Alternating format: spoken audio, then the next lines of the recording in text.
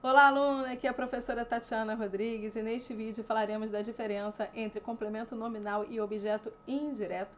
E por que é tão importante falar sobre isso? Porque as pessoas acham que em prova de concurso elas vão confundir o complemento nominal com a adjunta de nominal, mas na prática, muitas vezes, elas marcam objeto indireto no lugar do complemento nominal e você vai entender agora por que isso acontece e como resolver. Então vamos lá.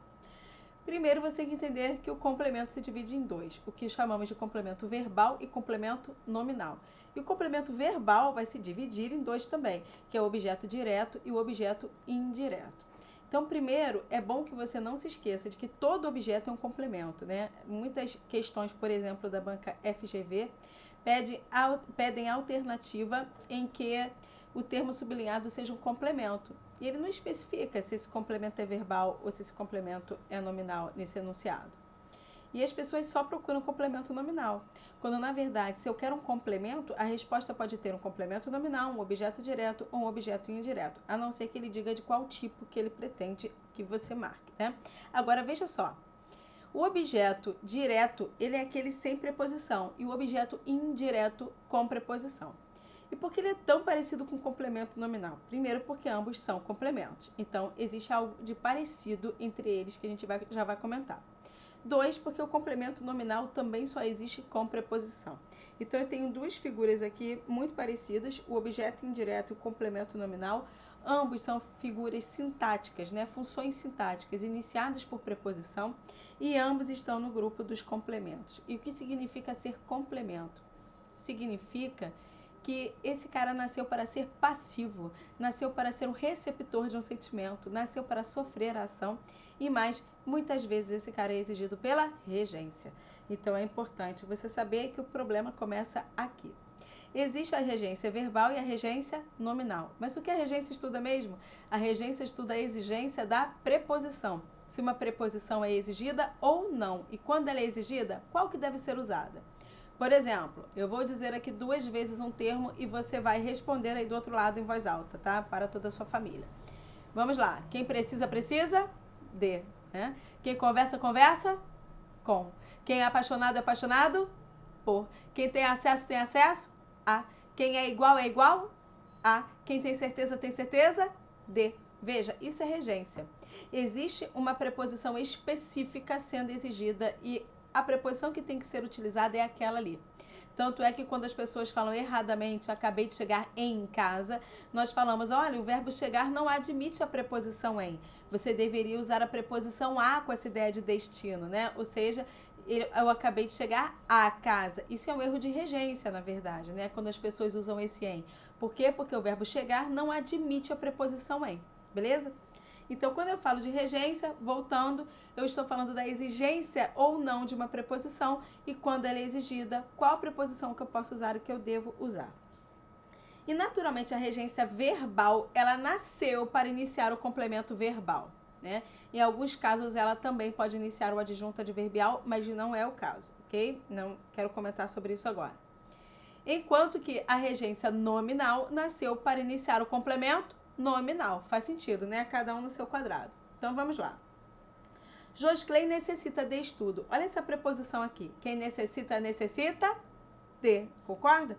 Então, veja, essa preposição foi exigida. Por qual palavra? Necessita. Ocorre que necessita é um verbo. E se necessita é um verbo, eu estou no caso de regência verbal. Ou seja, a regência do verbo necessitar exigiu a preposição de. Agora, olha o exemplo de baixo.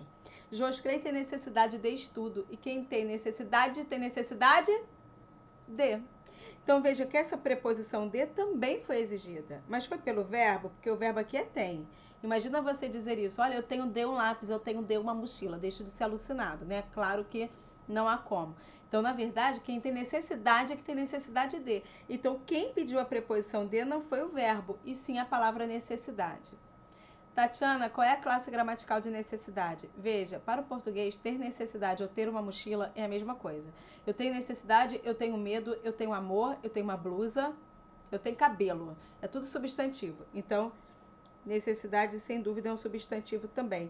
Mas neste momento aqui, eu prefiro que você perceba que eu tenho uma palavra pedindo preposição, e essa é a palavra necessidade, E essa palavra que pede preposição não é verbo, e isso já está ótimo, porque em relação à regência, o português é muito simples. Se for um verbo pedindo preposição, regência é verbal. Se for uma palavra que não seja verbo, a regência é nominal. Basta não ser verbo, é o que sobra, né? Então não é tão ruim. Até porque se você tentar conjugar o verbo necessitar inteiro, você não vai achar necessidade na conjugação, né? Imagine, eu necessidade, ele necessidade, nós necessidademos. Deixa de ser doido, tá? Então vamos lá.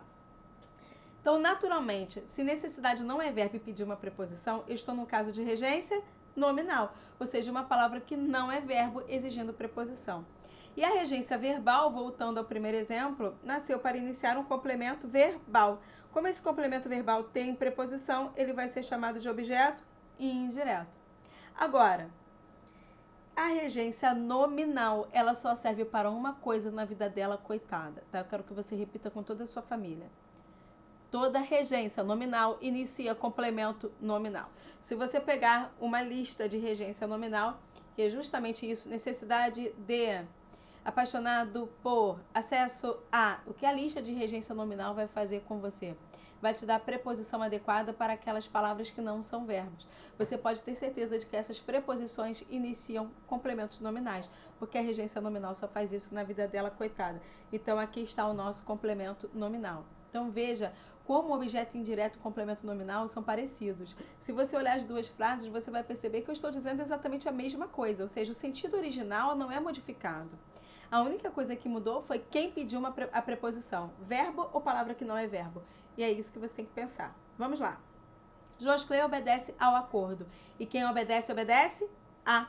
A preposição a foi exigida. Por qual palavra? Essa tem que ser sua pergunta. Por obedece. Obedece é verbo? É. Então, estou no caso de regência verbal. Agora, Josclé acusou obediência ao acordo. E quem acusa obediência a algo. Essa preposição a foi exigida por obediência. Obediência é verbo? Não. Se não é verbo, a regência pode ser verbal? Obviamente não. Então, essa regência só pode ser nominal.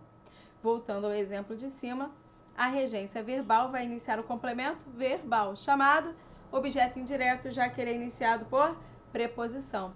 E embaixo, a regência nominal só serve para iniciar complemento nominal, que é o caso aí. Dito isso, a persistência é o caminho do êxito. Eu espero encontrar você no próximo vídeo. Até lá. Tchau, tchau.